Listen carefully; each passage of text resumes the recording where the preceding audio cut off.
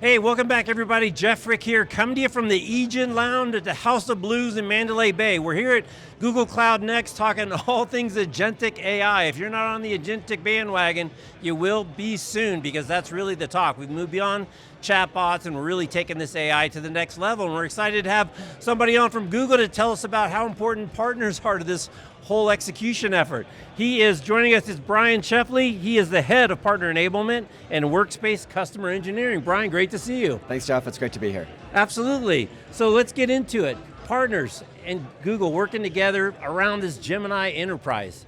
Sounds like a pretty powerful combination. We see Gemini everywhere as just regular people on our Chrome. Done some work in robotics. The Gemini foundation model in robotics is fascinating. How does these things come together to deliver great outcomes for the customer?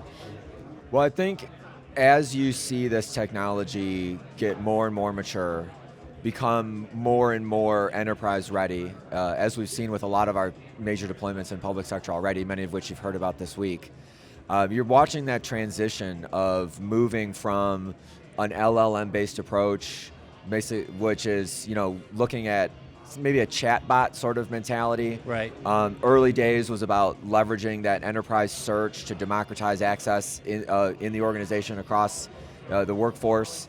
But as recently as maybe 10 or so months ago, we saw that shift towards a more agentic transformation of the government, of its workforce.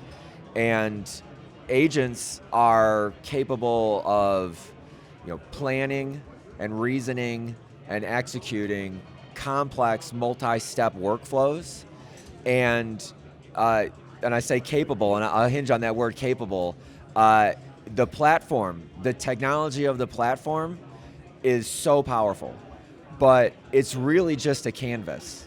And it's our partners who are the artists that are going to put that masterpiece on top of it to make those workflows work for the agencies and the customers that they are working with, specific to their use cases, and typically all around reducing the amount of manual toil for the government worker, so he or she can focus on what matters most and provide better services to their citizens and constituents.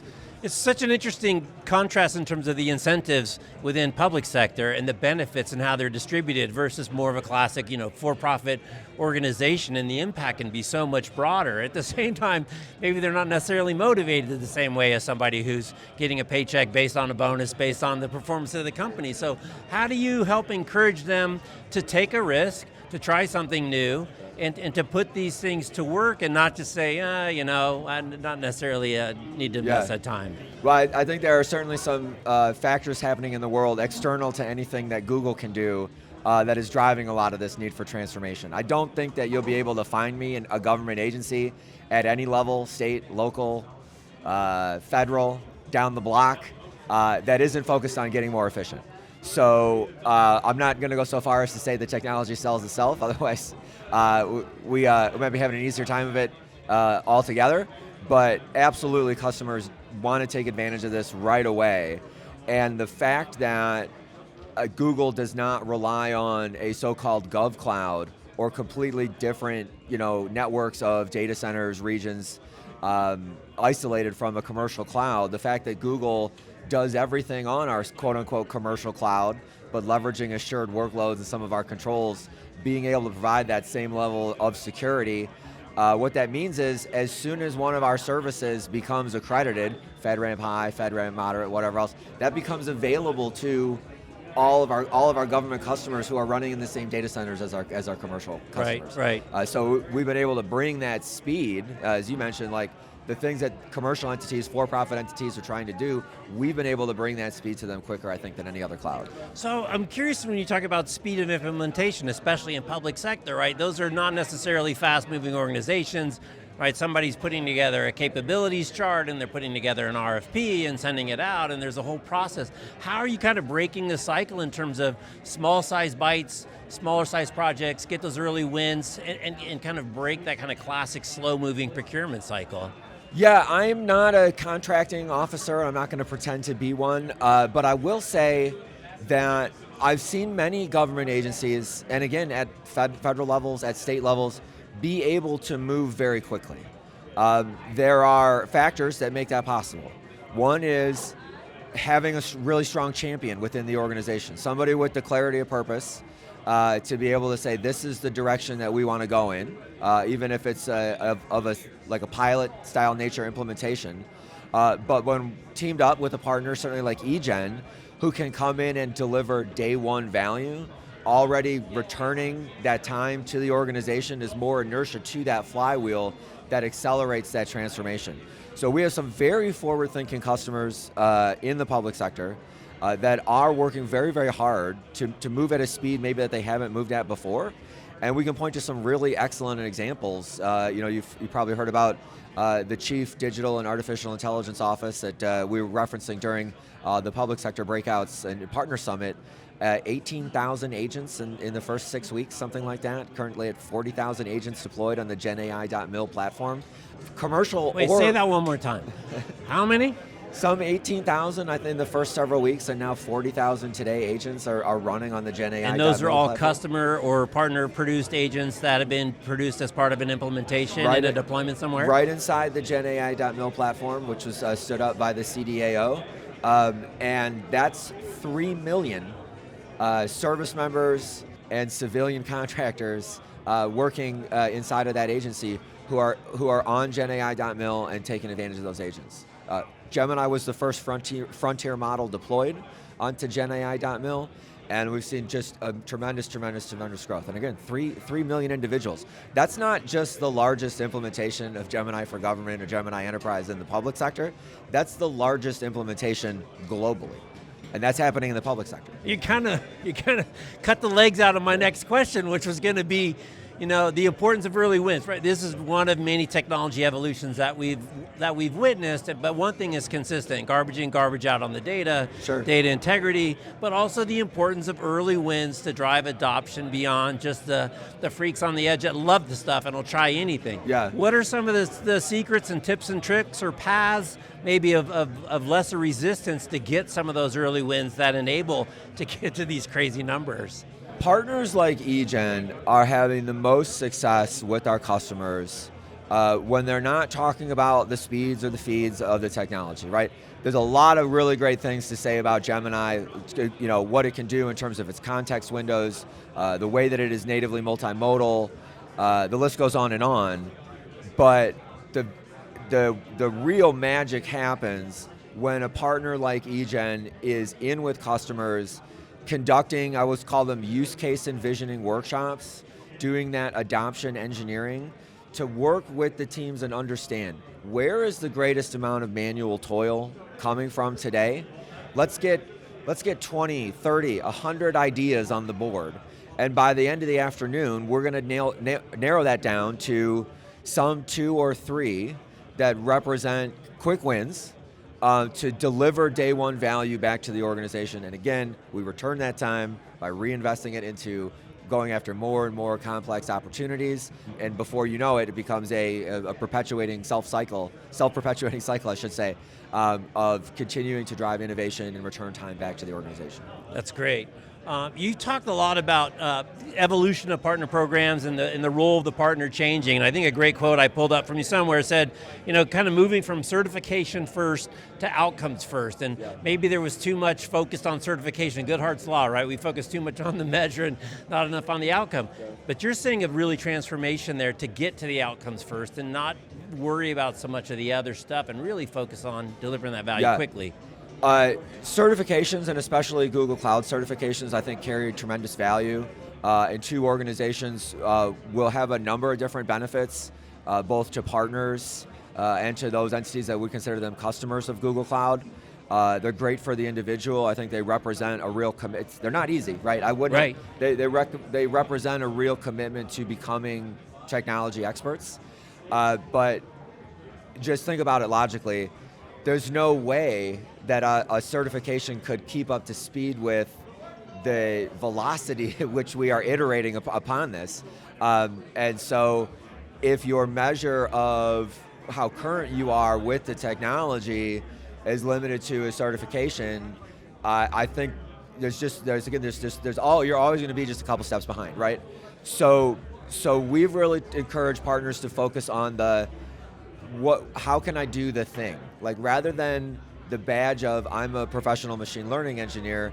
How good am I at building a RAG-enabled chatbot? How good I am at using the agent designer, the agent builder, the agent development kit with the A2A protocol, putting together MCP servers. This is the infrastructure underpinnings of a multi-agent system. That can really only come from being hands-on regularly with the technology. This is a great place to learn by doing. Right. And I think focusing your development towards customer outcomes rather than a more lagging indicator like a certification, I think is really important.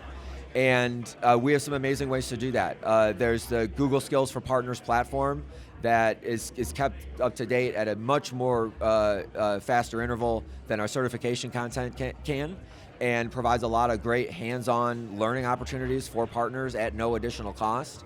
And those are very oftentimes targeted at specific use cases, right? Deploying a this for that kind of opportunity, and that is where our partner practitioners, I think, should spend the majority of their time keeping the saw sharp. Yeah, that's great. Well, I was going to ask you about people, process, and tech, but I think you just answered my question, Brian.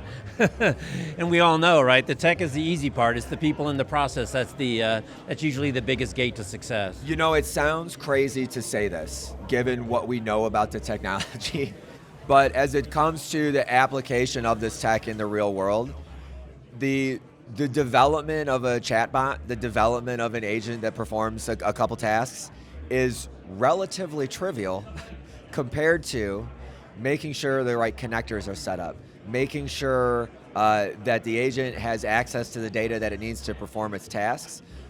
We call Gemini Enterprise the digital front door for the knowledge worker, but we don't want Gemini Enterprise to become an unintentional digital backdoor, granting access to users to data that they shouldn't have, right? So Gemini Enterprise, a user of Gemini Enterprise, their access permissions follow the Gemini Enterprise agents when they're acting on their behalf. As you pointed out, making sure that we have the correct access to the data, the safe access to the data, the more and more we can get that under control for customers, the more powerful these systems become. Okay. So last question. You're sitting around Thanksgiving with the family, and they say, Brian, what is going on? Aunt Mary from someplace says, Brian, what is this AI? Can you share with me an example that just blew your mind or is really illustrative as to what this is capable of and where we're going to be in the not too distant future?